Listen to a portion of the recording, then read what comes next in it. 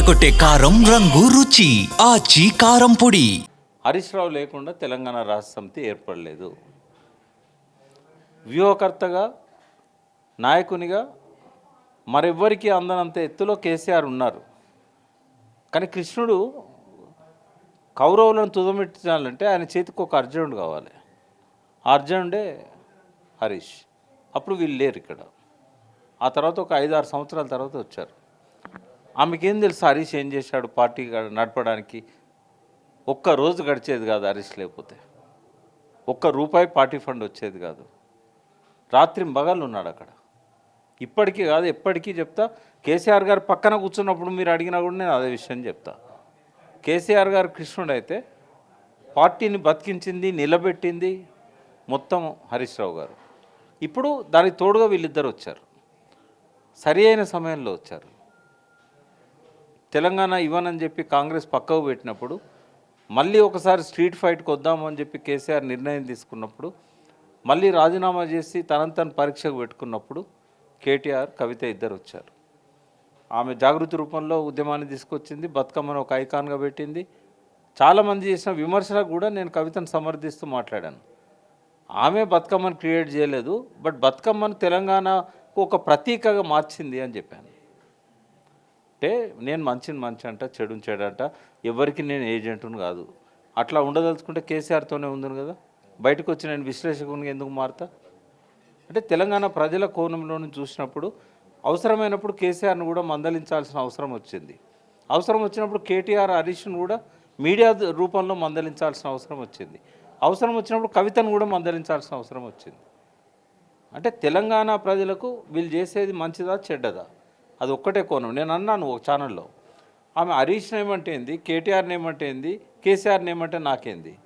కాళేశ్వరం ఆమె అన్నది కాబట్టి నేను రియాక్ట్ కావాల్సి వచ్చింది. నేను నాకు జయప్రకాష్ నారాయణ మంచి మిత్రుడు. అదేవిధంగా కోదండరామ్ దగ్గర నుంచి అరగోపాల్ దాకా అందరూ మాతో పాటు దశాబ్దాల నుంచి వాళ్ళతో కలిసి పనిచేసిన కేసీఆర్ నిన్న మొన్న వచ్చాడు. కలిసి పనిచేసాం కూడా, హక్కుల ఉద్యమంలో కావచ్చు, ఇతరత్ర కావచ్చు. బట్ కాళేశ్వరం మీద ఎప్పుడైతే వాళ్ళు తెలిసి తెలియక కామెంట్ చేశారో నేను వాళ్ళను కూడా వదిలిపెట్టలేదు. నాకు ఆప్త మిత్రుడు పాశం యాదగిరిని కూడా వదిలిపెట్టలేదు. నేను ఎవరిని వదలను. నేను ఇప్పుడు చెప్తున్నా మళ్ళీ, కాళేశ్వరం అనేది నా ఆత్మ. కాళేశ్వరం తెలంగాణకు జీవధార, ప్రాణధార. ఇప్పటి వరకు కూడా అక్కడ అవినీతి జరిగినట్టుగా ఘోష్ కమిషన్ చెప్పలేదు, ఎన్డీఎస్ఏ చెప్పలేదు, విజిలెన్స్ కమిటీ చెప్పలేదు. సిబిఐకి ఇచ్చారు. సిబిఐ తెలుస్తుంది. ఆ టైంలో మీరెందుకు దాని గురించి మాట్లాడాలి? కవిత దగ్గర ఏమైనా ఆధారాలు ఉంటుంది ఇమ్మనండి. అచ్చా, ఆస్తులు సంపాదించుకున్నారు, ఇది చేశారు, అది చేశారని అన్నది. తెలంగాణ ప్రజలల్లో ఫస్ట్ వ్యతిరేకత ఈమె బిల్డింగ్ కట్టినాకనే వచ్చింది. కేసీఆర్ ఇల్లు కట్టుకోలేదు తెలుసా మీకు? అది ఫామ్లో ఏదో ఆయన ఉండడానికి ముందుండే దాన్ని కొంచెం డెవలప్ చేసుకున్నాడు. ఎందుకంటే ముఖ్యమంత్రి ఉన్నాడు కాబట్టి, విఐపీస్ వస్తారు కాబట్టి ఆ ఉన్నంతలా కట్టుకున్నాడు. ఆయన ఏది ప్రగతి భవన్ లాగా ఏం కట్టలేదు ఆయన. బట్ మొట్టమొదటిసారి కేటీఆర్ కూడా ఎక్కడ కట్టుకోలే కదా. తను కదా మొదలు బంజారా హిల్స్లో నడిగడ్డన అంత పెద్ద ఇల్లు కట్టి ప్రజల కళ్ళల్లో పడ్డది ఆమె కదా. ఎప్పుడైనా కూడా డబ్బు ఉండొచ్చు నీకు వ్యాపారాల్లో, నేను అవినీతి పాల్పడి సంపాదించింది లేకపోతే లిక్కర్ దందాల సంపాదించిందని నేను అంటలేను.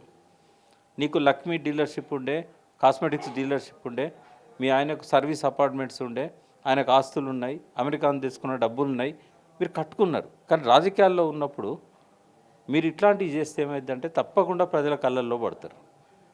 అది సగం కారణమైంది బీఆర్ఎస్ ఓటమికి. ఆస్తులు సంపాదించుకున్నారనే నింద ఫస్ట్ ఆమె దగ్గర నుంచి వచ్చింది. ఎవరికి ఫామ్ హౌస్ ఉందనేది ఎవరు వాళ్ళ ఫామ్ హౌస్ ఎక్కడుందో ఇప్పటికి నాకు తెలియదు. హరీష్ రావు ఫామ్ హౌస్ పోలేదు, కవిత ఫామ్ హౌస్ పోలేదు, కేటీఆర్ గారు ఫామ్ హౌస్ అని చెప్పబడ్డ దానికి కూడా నేను పోలేదు ఇప్పటిదాకా. కేసీఆర్ ఫామ్ హౌస్ కూడా జీవితంలో 2 సార్లే పోయినా. ఒకసారి ఆయన బర్త్డే విషయం చెప్పడానికి పోయినా, ఓడిపోయిన తర్వాత ఒకసారి చెప్పిన. ఫామ్ హౌస్ పాతది ఉన్నప్పుడు ఒకసారి పోయినా. నాకేమీ ఇవన్నీ ఇంట్రెస్ట్లు ఉండవు. నాకేం ఫామ్ హౌజులు లేవు. నా 1 కోటి పైన అప్పు ఉన్నది బ్యాంకులో. కావాలంటే ఎవరైనా ఇంట్రెస్ట్ ఉంటే నేను ఆ బ్యాంక్ కాగితాలు పంపిస్తా. ప్రతి నెల నాకు జీవన్మరణ సమస్య అవుతుంది ఈ కట్టడానికి. దాని 1,89,000 కట్టాలి యాక్సిస్ బ్యాంకులో ప్రతి నెల. ఎవరు ఏమన్నా అనుకోని ప్రజల కోసం నిలబడాలని నేను డిసిషన్ తీసుకున్నా. ప్రజలకు కవిత చేసేది మంచిదైతే ఆమెను అభినందిస్తా. ప్రజలకు కేసీఆర్ చేసేది, హరీష్ రావు చేసేది తప్పు అయితే వాళ్ళను కూడా నిలదీస్తా. నాది కాలోజీ అంశం, నా జయశంకర్ బాట, వాళ్ళిద్దరు నాకు ఆరాధ్యులు. నన్ను ప్రభావితం చేసిన దానిలో డెఫినెట్గా కేసీఆర్ అన్నాడు. కానీ ఇంకా కేసీఆర్ రాజకీయాల్లో ఉన్నాడు. రాజకీయాల్లో ఉన్నప్పుడు కాళోజీ జయశంకర్ బాటలో నడవాలి. ఒకప్పుడు మళ్ళీ కేసీఆర్ ప్రత్యక్ష రాజకీయాలు లేడన్న రేవంత్ రెడ్డి కామెంట్ పైన పరోక్షంగానైనా ఆయన గైడెన్స్ ఇస్తున్నాడు. ప్రత్యక్ష రాజకీయాల్లోకి రావడానికి కొంత ఆరోగ్యం సహకరిస్తలేదు. అట్లా అని చెప్పి ఆయన ఆరోగ్యం క్షీణించిందని బయట ప్రచారం అవుతుంది. అది కూడా శుద్ధ తప్పు. ఆయనకేందంటే ఆ కాళ్ళు పూర్తిగా నడవడానికి సహకరిస్తలేదు. కొంత డయాబెటీస్ అనేది ఉంది కాబట్టి ఆయన కొద్దిగా వీళ్ళ ద్వారా నడిపిస్తున్నాడు. వచ్చే రోజుల్లో డెఫినెట్గా ఆయన బయటకు వస్తాడు.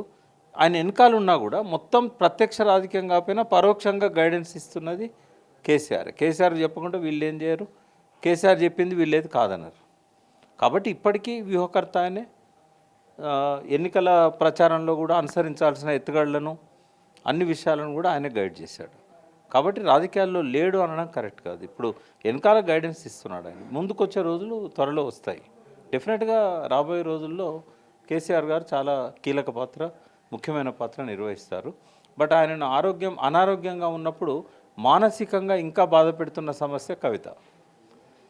కనీసం ఆయన ఆరోగ్యాన్ని దృష్టిలో పెట్టుకొని, కేసీఆర్ లేకుండా వాళ్ళు లేరు, ఆయన ఆరోగ్యాన్ని దృష్టిలో పెట్టుకొని ఆమె ఆవేదన ఏదైనా ఉంటే వాళ్ళ మదర్ దగ్గర వ్యక్తం చేయొచ్చు. మీడియా దగ్గర వద్దని చెప్తున్నాను నేను, ఒక వెల్ విషర్గా చెప్తున్నాను. ఈ వైషమ్యాలు, వైరుధ్యాలు, ఈ గొడవలు, కొట్లాటలు, ఒకరిపైన విమర్శనాస్త్రాలు భవిష్యత్తు బీఆర్ఎస్ పార్టీని ఎలా చూడొచ్చు? అంటే హద్దులు దాటుతున్న పరిస్థితి కనబడ్డది. అది ఎవరికి వాళ్ళు సంయమనంతో ఉండాలి, వెనక్కి తీసుకోవాలి. అంటే ఇంట్లో సమస్యలు పెద్దగా ప్రభావితం చేయవు. కొంతకాలం తర్వాత అవి జీర్ణమవుతాయి. ఇప్పుడు ఎలక్షన్ ముందు ఇది గొడవ అయితే కొంత ఇంపాక్ట్ ఉండేదేమో. ఇప్పుడు ఎలక్షన్స్ ఇప్పుడు ఏం లేవు కదా, 3 ఏళ్ళ తర్వాత ఉన్నాయి. కాబట్టి అప్పటి వరకు అంత సంసిపోతుంది. ఒకవేళ ఆమె పార్టీ పెట్టదలుచుకుంటే ప్రజలు కూడా దాన్ని వెల్కమ్ చేస్తారు. ఎందుకంటే ఆమెకు ఒక స్పష్టమైన లక్ష్యము, స్పష్టమైన రోడ్ మ్యాప్ ఉంటుంది. 3 పార్టీల బదులు 4 పార్టీలు అవుతాయి. పరగబడేది ఏముంటుంది? అది కొంత కాంగ్రెస్ కలిసి వస్తుంది. ఎందుకంటే యాంటీ ఇన్కంబెన్సీ అనేది డివైడ్ అయిపోతుంది. ఎన్ని పార్టీలు ఎక్కువైతే రేవంత్ రెడ్డి గారి కాంగ్రెస్ పార్టీకి అంత మేలు. అది ఏదైనా జరగవచ్చు. బట్ ఏదేమైనా ఆమెకున్న స్వేచ్ఛను ఎవ్వరు కాదన్నారు.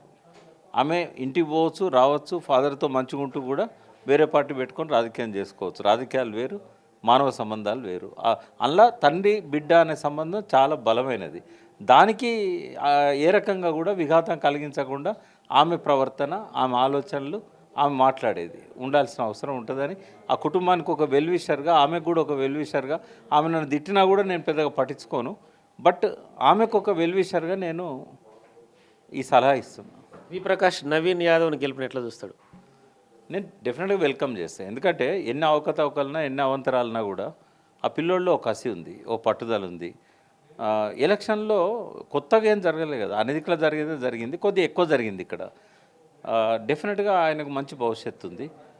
ఆ కుటుంబం అంటే నాకు బాగా అనుబంధం ఉన్న కుటుంబం అది. నేను ఎప్పుడు ఆ కుటుంబాన్ని తప్పుపడుతూ ఎక్కడ నేను అనుచితమైన వ్యాఖ్యలు కూడా చేయలేదు. ఆ పిల్లోడికి మంచి పేరుంది, ఒక ప్యాషన్ ఉంది.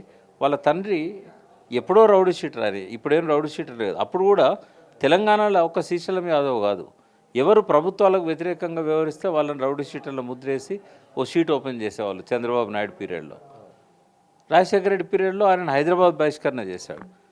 కానీ ఆయన నాకు 40 ఏళ్ళ నుంచి తెలుసు. ఆయన ముళ్ళుతో తీయాలనే తత్వం, ఎవరైనా వచ్చి నా భూమిని ఎవడన్నా కబ్జా పెడతాడంటే వాడిని తన్ని అందులోకెళ్ళి వెళ్ళగొట్టే రకం. ఆయన రౌడీ అని నేనైతే అనుకోవట్లేదు. ఆ కుటుంబంలో ఒక తీరని కళ, ఒక ప్రజాప్రతినిధి కావాలనేది.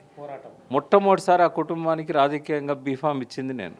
కేసీఆర్ దగ్గర తీసుకెళ్ళి ఆయనకు, ఆయన భార్యకు, శ్రీశైలం యాదవ్ భార్యకు 2002 మున్సిపల్ ఎలక్షన్స్లో నేను సుదర్శన్ రావుతో పాటు హైదరాబాద్ ఇన్ఛార్జిగా ఉన్న పార్టీ తరఫున కార్పొరేట్ టికెట్లు ఇచ్చి కేసీఆర్ని తీసుకొచ్చి జీబులో ఎక్కి ఆయనే, నేను, వాళ్ళిద్దరు ప్రచారం చేశాం ఆ ఏరియా అంతా. నాకు రైమంద్ నగర్తో 47 ఏళ్ళ అనుబంధం. శ్రీశైలం కంటే నేను పెద్ద వయసులో 3-4 ఏళ్ళు. అయితే ఆ కుటుంబం అంటే గౌరవం ఉంది, సాన్నిహిత్యం ఉన్నది. నవీన్ నన్ను అంకుల్ అంటాడు, అన్న అని శ్రీశైలం పిలుస్తాడు. వీళ్ళు రౌడీ షీటర్ అన్నప్పుడు కూడా అట్లా అనకూడదని చెప్పి నేను మందలిచ్చాను. ఎందుకంటే మన ఎలక్షన్ల కోసం మనం నిజంగానే ఆయన ఏంటంటే ఎవరు వచ్చి ఏ సమస్య చెప్పినా కూడా ఆయన దాన్ని పరిష్కరించడానికి ప్రయత్నం చేస్తాడు. డబ్బులు లేదనుకున్నాడు డబ్బులు ఇస్తాడు, పెళ్ళిళ్ళకి కష్టమవుతుంది అనుకున్నాడు డబ్బులు ఇస్తాడు, చావులకు హెల్ప్ చేస్తాడు. ఎవరన్నా వచ్చి దౌర్జన్యం చేస్తున్నాడు అంటే ఎదురు తిరుగుతాడు. అటువంటి రౌడీ ముద్ర వాళ్ళు వేసినంత మాత్రాన రౌడీ షీటర్ అవుతాడా? సరే నేను అన్న మాటలు పార్టీకి కొంచెం బాధ కలిగిస్తే కావచ్చు బీఆర్ఎస్కి, బట్ అది కూడా మైనస్ అయింది. అంటే అవసరం కదా ఏ పార్టీ అది కూడా మైనస్ అయింది. కొంచెం దూకుడు తగ్గించుకోవాలి. ఇప్పుడే ఎమ్మెల్యే అయ్యింది కదా, నేను జూబ్లీస్లో ఏమన్నా అడుగు పెట్టనియా, నేను ఇట్లాంటి మాటలు కొన్ని మాట్లాడాడు. అది ఆయనకు సరైంది కాదు.